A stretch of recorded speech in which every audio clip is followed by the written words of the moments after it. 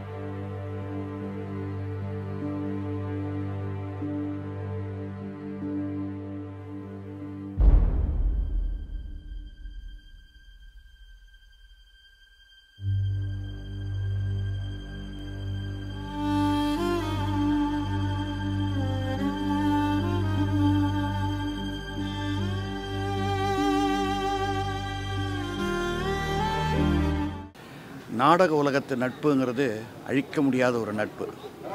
அதுதான் எனக்கும் மதன் பாபு அவர்களுக்கும் உள்ள நட்பு. உங்களுக்கெல்லாம் அவரை மதன் பாபுன்னு தெரியும்.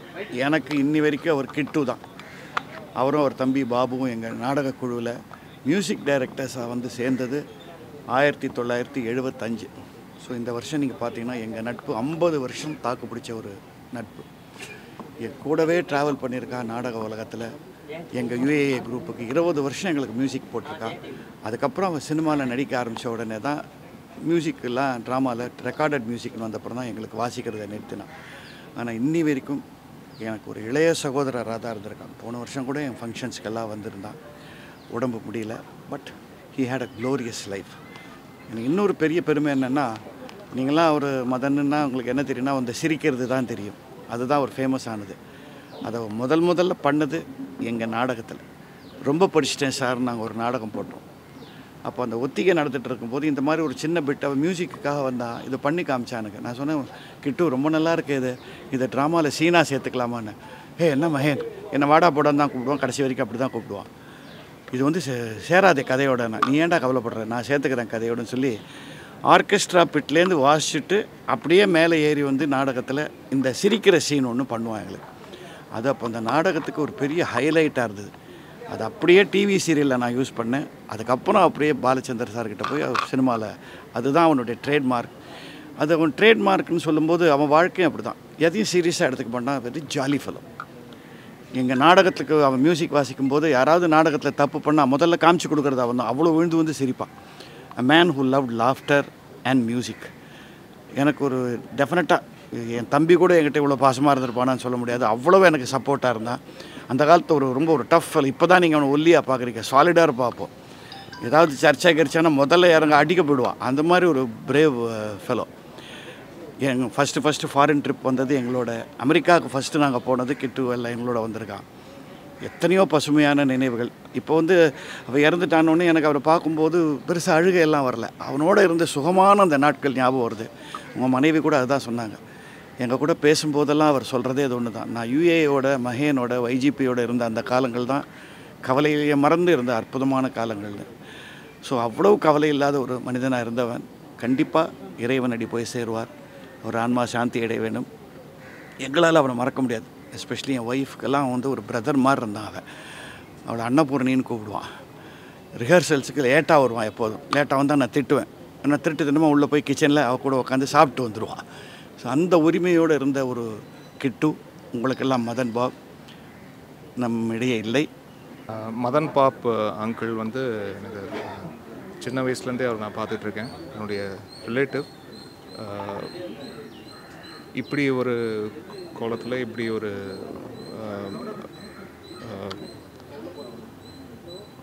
இன்றைக்கி வந்து பார்க்கும்போது ரொம்ப கஷ்டமாக இருந்தது. அண்ட் நிறைய சந்தோஷமான தருணங்கள் தான் அவரை நான் பார்த்துருக்கேன், மீட் பண்ணியிருக்கேன். எப்போவுமே ஒரு சிரிப்பு, அவருக்கே உண்டான அந்த ஒரு சிக்னேச்சர், அந்த சிரிப்போடு தான் இயல்புலேயே இருப்பார். அப்புறம் திரையில் மட்டும் இல்லை, திரையில் அந்த சிக்னேச்சர் ஸ்மைல் நம்ம எல்லாருக்குமே பிடிக்குமோ, அந்த அப்படி ஒரு காந்த சக்தி அவருக்கு உண்டு.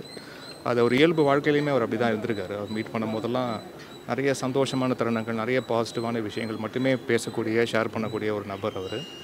ஸோ அவருடைய இழப்புன்றது நிச்சயமாக சினிமா துறைக்கு ஒரு பெரிய இழப்பு தான். அதே மாதிரி க்ளோஸ் ஃபேமிலி ஃப்ரெண்ட்ஸுக்கும் அவங்களுக்கும் ஒரு பெரிய இழப்பு இது. அவங்களுடைய மகன் அர்ஷித் அவர்களுக்கும் சரி, அவங்களுடைய மகள் ஜனனி, அவங்க 2 பேருமே என்னுடைய மியூசிக்கில் பாடியிருக்காங்க, சாங்ஸ்லாம் பாடியிருக்காங்க.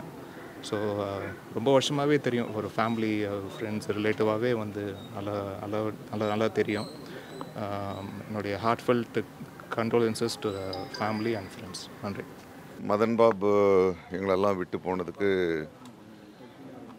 நாங்கள்லாம் ரொம்ப வருத்தப்படுறோம். ஆனால் அவரை பற்றி ரீகலெக்ட் பண்ணி பேசும்போது அவர் பண்ண நகைச்சுவை தான் ஞாபகம் வருது, சிரிக்கக்கூட முடியல. அவர் எல்லோருக்கும் நல்ல நண்பராக இருந்தார். அவர் யாருக்கு ஒரு தீங்கும் இழைச்சதாக எந்த ஒரு செய்தியும் அது மாதிரி இல்லை. ரொம்ப நல்ல இசை ஞானி.